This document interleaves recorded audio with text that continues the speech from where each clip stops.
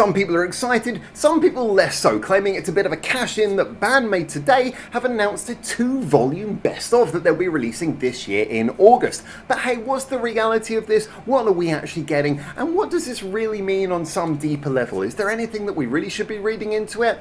Well, we're going to break that down today. Let's get on with it. Hi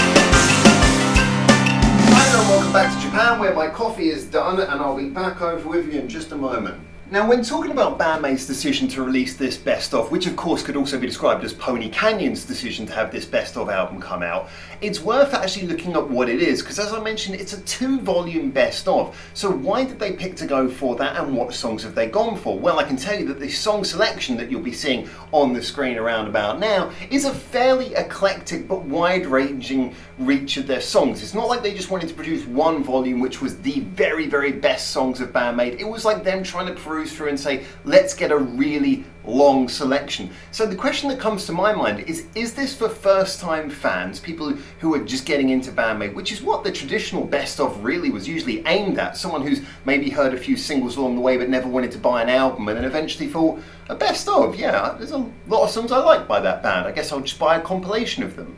Or instead, are BAND-MAID looking to aim this more towards fans who've been with them for a while and give them, if you like, something to celebrate, like an anthology to look back at those songs? Although also taking into consideration that many of those fans, BAND-MAID fans traditionally being quite a hardcore group of people, will probably have those songs already. Now, as many of you probably already know, I've been quite a supporter of a lot of the business decisions that Pony Canyon have made with BAND-MAID, even though I've had a bit of bias towards wanting them to, say, perform more in Europe and a little bit less in America, things like that. Ultimately, I do think that Pony Canyon have very much been good at focusing on decisions that have moved the business side of BAND-MAID forwards, got them through to the most profitable markets, and really helped to expand their brand. You know, be a record company, basically. That's what Pony Canyon have done.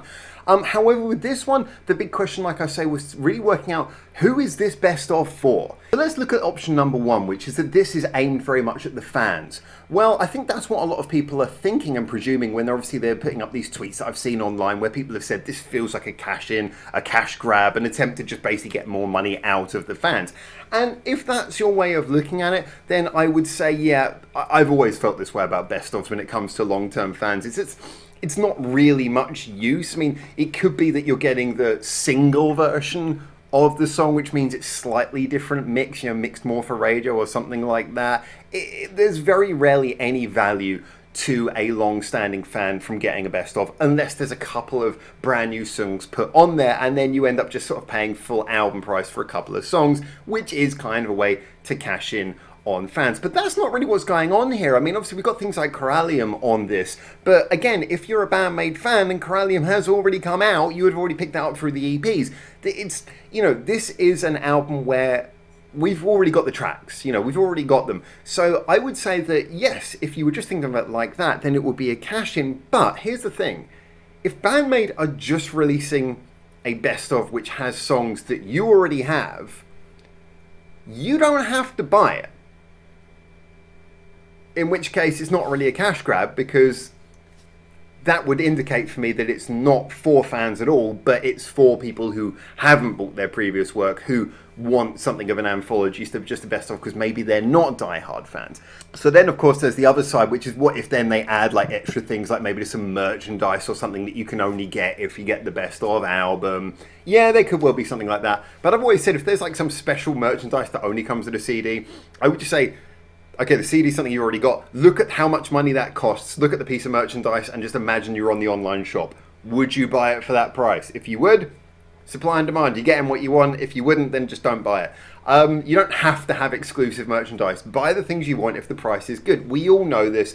And yet you could say it's slightly extortive if the record company is trying to get us to buy something by saying, oh, but it's the best of. You want to have the best of, right? But ultimately, we're all grown up, so we can make this decision. So I don't really think there's any way that this could be a cash grab unless they do something really cynical, like say there's like some tickets to some very special show that you can only get if you've bought the best of or something like that. That would be cynical, but as a general, I don't see any signs yet at time of going to presses that this is a cynical thing. So the question is it therefore a good business move? Is it a good thing to put out? What's the point of putting this out if it is therefore to more casual fans. But okay, so if we're marketing to people who are more casual fans, then the problem, or at least the objective, becomes very different, in that these people are, like I say, just people who've maybe heard BAND-MAID, they like it, they want more than a single, they want to actually have something, but they don't want to go back through and buy every single album. You know, they're not going to want to go and like buy the Sense EP, and you know, maybe they're looking at things like, you know, Unleash, and they're thinking, oh, that's not so long, do I really have to buy that? It's only like a few tracks, and you know, it might be a little bit of a muddled discography for them to look through and decide, what do I really want to get?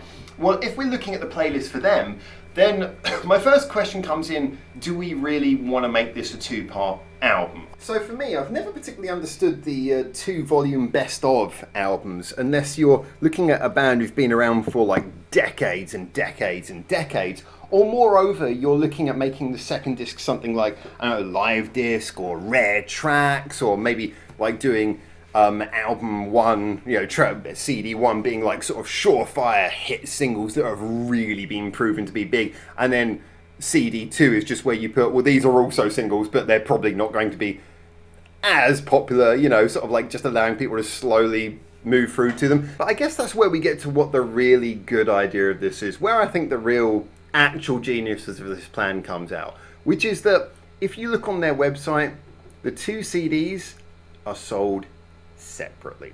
If you look at volume one, that is what they've gone for, is just really the surefire hits. Thrill, we know that's going to be the one that's going to get them through to people, because a lot of people have heard that. Real Existence was very popular. Alone, YOLO, Don't You Tell Me, Daydreaming, Choose Me, of course, right in the middle. Good big hit single to put in the middle. Domination, Dice, Start Over, Glory, Bubble, Endless Story, Different, Warning. These are songs that are really going to, you know, sort of really make people pay attention. These are great singles, and they've been put on disc one. Disc two does appear to be more of just really looking for the songs that are really popular, not necessarily singles. You can see things like Rockin' Me, you can see Screaming, you can see Afterlife, although that did have a music video, Corallium, as I mentioned. You got Shake That right at the beginning. I mean, these are songs that are not the ones that you would think people would have heard of, but this would make a very entertaining second CD. So my feeling is that this is what they've gone for. They've gone for a vibe of putting out a volume one that they know people will buy. And, you know, sort of general chilled fans who are not maybe big into the band will buy volume one and will be really taken by it. So they'll go out and they'll say, do you know what, I really like this. I feel like I'm going to buy volume two, and then they'll buy volume two. It's an efficient way of navigating that problem, that people as a general are not going to want to go through your very complicated discography, especially when we live in a world now where bands have albums, mini albums, singles, EPs. You know, there's that whole grey area of things that are released beneath a full-length album. So for me, I think this is a wise idea from that sense, but it's clearly aimed at new fans. It's clearly aimed at people who are going to discover BAND-MAID through this. For me, this is the sort of thing where you could buy that first album, like volume one, and you could give that to a friend, and if they're gonna like BAND-MAID, they will like them through that album. And then they will be excited to try volume two, which will be sort of less famous but quite well proven songs that are popular within the fan base. Secret My Lips, you know, No God, Renee. These are songs that are popular with the fan base. And so then it will draw them in. And if they buy both of these, if they listen to both of these and they like them, then you've got a lifelong fan. So to me, I think that's the genius of it. I don't think this is aimed at existing fans. However, I'm fairly willing to predict, I don't know if it says anything here, but I'm fairly willing to predict that there will be some kind of obligatory extra thing given. Oh yeah, here we go. If you buy it through like CD Japan, there'll be a poster, an A3 poster apparently. There's like a few things that they're adding in there as like little benefits and stuff. So that'll be their way to bring in like hardcore fans as well, get some extra sales. So in conclusion, I'm all for this really. Again, if you're a diehard fan, no one's making you buy this. You already have all of these tracks, and really, if you look at the extra things that are included, like, you know, what is it, stickers, posters, all this stuff. If you look at it and you think that is worth the 2,500 yen excluding tax to me, then you can buy it and you can get it. If not, don't worry, there's plenty of other merch on their website. If you're not already a fan of the band, I think this is a great way to get into them. I think that this is also very good considering the band is currently expanding a lot overseas. This is a great thing because this will be something that, again, new fans can buy that will go nicely into their CD shelf. So old-fashioned. And also it provides a sort of playlist, so if anyone's on Spotify and they just see this, they can just sort of line it up as a playlist of already surefire good songs. So it's weird.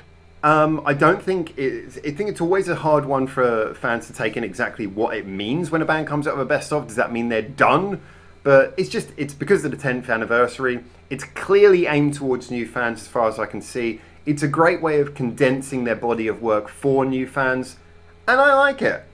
I think it's cool. Am I going to buy it? Probably not. I don't need it. I got all the songs. But that's me. Hey, if you're a merch hound or if you've got more money, go for it. But anyway, those are my thoughts. As always, get into the comments, tell me what you think, and until I hopefully see you very soon in Japan for the next one of these. For now, coffee. Ciao, ciao.